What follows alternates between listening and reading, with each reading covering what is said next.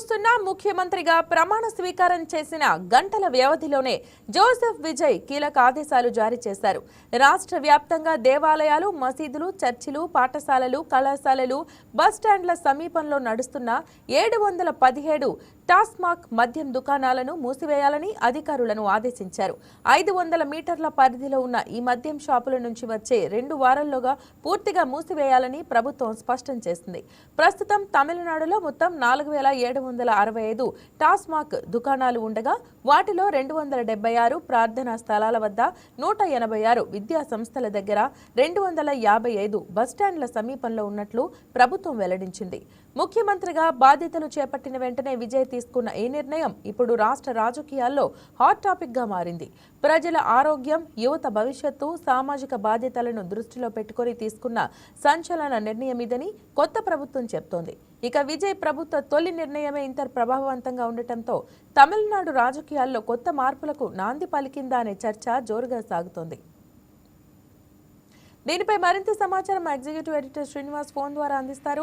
Srinivas, good morning. చెప్పండి, మరి విజయ్ ప్రభుత్వం తీసుకున్న నిర్ణయం పట్ల ఎలాంటి స్పందన వ్యక్తం అవుతోంది? అప్డేట్స్ తెలియజేయండి. గుడ్ మార్నింగ్ మహిళ. ఏదైతే తెలంగాణ ప్రభుత్వంలో విజయ్ తన మార్కు రాజకీయాలకు చూపిస్తున్నారని చెప్పేసి మనకు తెలుస్తుంది, స్పష్టంగా కనిపిస్తుంది. ఏదైతే నిన్న స్టాలిన్ని, మాజీ ముఖ్యమంత్రి స్టాలిన్ని తన నివాసంలోకి వెళ్లి కలవడం, అదేవిధంగా ప్రభుత్వానికి సంబంధించి పలు నిర్ణయాల్లో తన అభిప్రాయం చెప్పమని కోరడం ఇదొక ఎత్తు అయితే, తాజాగా ఏదైతే తమిళనాడులో మద్యం పాలసీ విధానంలో కొన్ని మార్పులు తీసుకొచ్చే అవకాశం స్పష్టంగా కనిపిస్తుంది. ఎందుకంటే తమిళనాడులో స్కూళ్ళు, బడులు, దేవాలయాలు, అదేవిధంగా ఆసుపత్రి ప్రాంగణాల పరిసరాల్లో మద్యం షాపులు ఉండకూడదు అని చెప్పేసి విజయ్ ఆదేశాలు జారీ చేశారు. మొత్తం రాష్ట్ర వ్యాప్తంగా 717 మద్యం దుకాణాలు ఈ తరహాలో, అంటే గుళ్ల వద్ద, బడుల వద్ద, అదేవిధంగా ఆసుపత్రుల వద్ద ఈ మద్యం షాపులు ఉన్నాయి. సో యాక్చువల్ అయితే మద్యం పాలసీ తయారు చేసినప్పుడు ఏ రాష్ట్ర ప్రభుత్వమైనా మద్యం పాలసీ చేసే ముందు ప్రధానంగా మొదటి పాయింట్ కింద ఇది పెడుతుంది. ఖచ్చితంగా బళ్ళ సమీపంలో కానీ, అదేవిధంగా గుడిల సమీపంలో కానీ, ఆసుపత్రుల సమీపంలో కానీ ఎక్కడ కూడా మద్యం దుకాణాలు, అంటే కొన్ని మీటర్ల వరకు కూడా మద్యం దుకాణాలు ఉండకూడదు అనేది ఒక రూల్. కానీ ఏ ప్రభుత్వాలు కూడా ఆ విధానాలు పాటిస్తున్నాయంటే అనుమానమే. ఎందుకంటే కొన్ని లాజికల్ పాయింట్స్, టెక్నికల్ పాయింట్స్ తోని అవి గుళ్ళకు సమీపంలోనే, బళ్ళకు సమీపంలో, ఆసుపత్రుల సమీపంలో కొనసాగుతున్నాయి.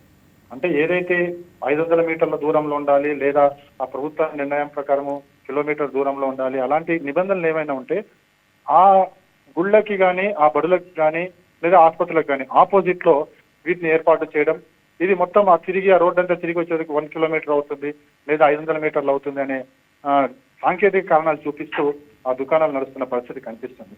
సో ఇలాంటి వాటికి స్వస్తి చెప్పాలి. ఏదైతే గుడులు, బడులు, ఆసుపత్రుల వద్ద ఈ మద్యం దుకాణాలు ఉండకూడదని చెప్పేసి విజయ్ భావించడం జరిగింది. అందుకోసమే అధికారులకు ఆదేశించారు. తక్షణం వీటినన్నింటినీ కూడా తొలగించాలని చెప్పేసి సీరియస్ అయితే యాక్షన్ గా చెప్పడం జరిగింది. 2 వారాల్లో ఇవేవి ఇక్కడ ఉండకూడదు అనేది అధికారులకు సూచించడం జరిగింది. అయితే ఒకటి గమనించాల్సిన అవసరం ఉంది. ఇక్కడ ఏదైతే ఆదేశాలు జారీ చేసినప్పటికీ వీళ్ళంతా కూడా ప్రభుత్వ నిబంధనలకు లోబడే, ప్రభుత్వ విధి విధానాలకు లోబడే వాళ్ళు టెండర్లు పాడుకోవడం జరిగింది. అక్కడ లిక్కర్ దుకాణాలు ఏర్పాటు చేయడం జరిగింది. అయితే వాటిని అక్కడి నుంచి తొలగించి మరో ప్రాంతంలో ఎక్కడైనా ఏర్పాటు చేస్తారా, లేకపోతే మొత్తంగా తొలగిస్తారనేది ఇప్పుడు చర్చ జరుగుతుంది. ఎందుకంటే సాంకేతిక కారణాలు చూపించి వాటిని తొలగించినప్పటికీ కూడా వాళ్ళకి ప్రత్యామ్నాయ మార్గం చూపించాల్సి ఉంటుంది, ప్రత్యామ్నాయ ప్లేస్ చూపించాల్సి ఉంటుంది. సో వీటికి ప్రభుత్వం ఏం చేస్తుందనేది కూడా చూడాల్సిన అవసరం ఉంది. ఇది కేవలం ఇక్కడితోనే ఆగిపోతుందా, లేకపోతే ఈ మద్యం పాలసీకి సంబంధించి విజయ ప్రభుత్వం కొత్త విధి విధానాలు ఏదైనా తీసుకొస్తుందా చూడాల్సిన అవసరం ఉంది. ఎందుకంటే తన మార్కు రాజకీయాన్ని ఇక్కడ స్పష్టంగా విజయ్ చూపించదలుచుకున్నారనేది మాత్రం ఇక్కడ మనకు కనిపిస్తుంది. అంటే సినిమాల్లో తాను నటించిన, ప్రజలకు చేరువగా ఉండే సినిమాల్లో ఎక్కువ నటించడం, ప్రజలకు చేరువ అవ్వాలనే ఆయన కోరిక, అవన్నీ కూడా పార్టీ పెట్టేందుకు కారణమైంది. కాబట్టి ప్రజలు కూడా తనని ఆదరించారు. కాబట్టి ప్రజలు కోరుకున్న విధంగా తాను ఏదైతే ఎన్నికల్లో ఇచ్చిన హామీలకు అనుగుణంగానే తన పాలన కొనసాగుతుందని చెప్పేసి విజయ్ చెప్పిన మీదట ఈ మద్యం పాలసీకి సంబంధించి మరోసారి రివైవ్ చేస్తారా అనేది కూడా చూడాల్సిన అవసరం ఉంది. మొత్తానికైతే తమిళనాడు రాజకీయాల్లో విజయ మార్పు స్పష్టంగా కనిపిస్తుంది. మహిళ రైట్ శ్రీనివాస్, అంటే ఫర్దర్గా ఈ మద్యం దుకాణదారుల నుంచి ఏమైనా వ్యతిరేకత వచ్చే అవకాశం ఉందా? యువతకి మహిళలకు దగ్గర అవ్వచ్చు ఈ ఆలోచనతో ఫర్దర్గా. అంటే చూసాం మనం మద్యపాన నిషేధం అనగానే ఎన్నో ప్రభుత్వాలు కూలిపోయిన సందర్భాలు కూడా ఉన్నాయి. సో మరి ఇది ఎలా ఎఫెక్ట్ అవ్వచ్చు విజయ్కి? ఇక మద్యపాన నిషేధం అనే మాట ఇక్కడ ఎక్కడా లేదు, కానీ గుడులు బడులు ఆసుపత్రుల వద్ద ఉండకూడదు అనేది ఎస్ రైట్, నేను అది అంటే నిషేధం కాదు, ఈ వ్యతిరేకత అంటే రద్దు చేయడం అనేది అడుగుతాను. వ్యతిరేకత అనేది ఖచ్చితంగా వస్తుందా అంటే ఇప్పుడు అప్పుడే చెప్పలేము. ఎందుకంటే వీరికి అకామిడేషన్ ఎట్లా చేస్తారు, వీరు తొలగించిన దుకాణాలను ఎక్కడ అకామిడేట్ చేస్తారనేది కూడా చూడాల్సిన అవసరం ఉంది. తొలగించిన వాటిని అకామిడేట్ చేయకపోతే కనుక ఖచ్చితంగా వ్యతిరేకత అనేది వస్తుంది. కానీ ప్రభుత్వం ఇంత తొందరలో ఆ వ్యతిరేకతను మూట కట్టుకుంటుందని మాత్రం అనుకోలేము. ఖచ్చితంగా వాళ్ళ ప్రత్యామ్నాయ మార్గం ఏదైతే చెప్పే నిబంధనలకు విరుద్ధంగా ఉన్న వాటిని తొలగించడము, లేదా ఆ నిబంధనలు సరిచేసి ఏదైతే గుడులు బడుల వద్ద ఉండకూడదు కాబట్టి వాటిని మరో దూరంగా పెట్టడము, అలాంటి చర్యలు తీసుకునే అవకాశం ఉంది.